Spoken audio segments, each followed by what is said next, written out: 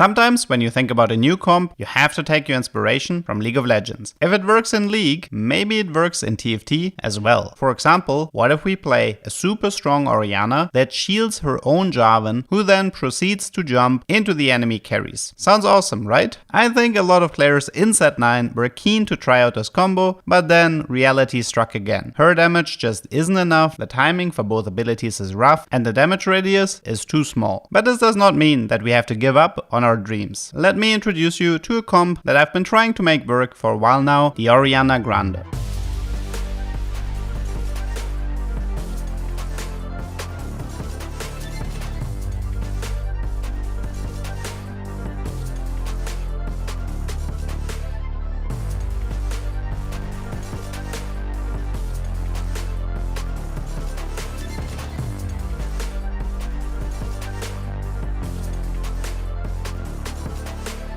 The core concept is this. You take Pengu as your legend and select an HP augment, preferably Metabolic or Tiniest Titan. Your best case scenario is to start with 3 Piltover, but the more common approach is to take an Echo or Jace from the stage 2 carousel and then roll a bit if you still have to find Vi. You should have 3 Piltover without having to sacrifice your entire economy in stage 2-5, otherwise you should not aim for this comp. From this point on, you want to stay above 50 gold and slow roll your interest for Orianna 3-star and Viego 3-star. It's quite important that your t-hex gets at least 30 stacks before you win a round, because you will need the laser beam later in the game. If you still haven't found Orianna 3-star or Viego 3-star, you should roll for them in stage 4-1. Once you have them, push for level 6 and play 3 Piltover together with 4 rogues. You can use this power spike to win a fight to transform your t-hex charges into power. So you might ask yourself, why are we playing rogues? The idea is this. When rogue units drop low, they will dash to the enemy backline. When they are low, they will get prioritized by Orianna, giving you both bonus damage and an attack speed debuff in the enemy backline. All of the rogues are also melee, which is a huge help for Orianna, because you lose all of your damage and utility when she shields a ranged unit in your own backline. The combination of Orianna, the 4 rogues, and a stacked t-hex will make it difficult for the enemy backline to survive, stabilizing your setup in the mid game. Ideally, you still have a very strong economy, so you can push towards level 8 and potentially even towards level 9 in the late game. From here, you're looking for units like Heimerdinger or Senna, who will then become your late game win condition. You can also run other legendary units like Sion, Cassante or Ahri to help you win fights. At some point, you will have to change up your board in the late game. This means cutting 2 of your rogues, usually Zed and Katarina, and replacing them with stronger units. If you get lucky and you find yourself a Heimerdinger 2-star, then you can also transfer the Orianna items onto him. You can either sell her, or maybe you get your hands on a magnetic remover so you can keep her around for utility. As a final resort, you can also sell your t-hex for bonus loot if your current setup is not capable of winning against your final opponents. As for items, I'm a big fan of having at least 1 static shiv on Orianna or 1 ionic spark on Viego, since you make great use out of the magic pen. I also like to run at least 1 Ginzo on Orianna for 2 reasons. Number 1, she is not mana locked during her ability. This means after she casts, she will gain mana even before her shield expires. Number 2, Ginzo is a great item for Heimerdinger and Senna in the late game, which will make the late game transition easier. Here are some things I learned when playing this comp. I tested a few versions, some involved rolling for Maokai 3-star, but I always felt that version was very rough to play compared to the Piltover variation. You can pick up Vi 3-star and give her your tank items if she shows up. She is not that bad of a tank to run in the mid game. When you're still stacking your t-hex, you need to be careful about the first Orianna ball. If you give her too many mana items, she will start with full mana and then prioritize the unit with the lowest flat HP, which is always the 100 HP t-hex. As a general rule, I would advise you to front row your t-hex to make sure that she gets taken out at the start of the fight, so Orianna's ball gets prioritized either on your frontline tank or on your rogues in the enemy backline. Now let me be very clear about the strength of this comp. If you manage to stack the t-hex and make a smooth transition without having to sacrifice your entire economy, then you can see results. But there are a lot of things that can go wrong and will go wrong.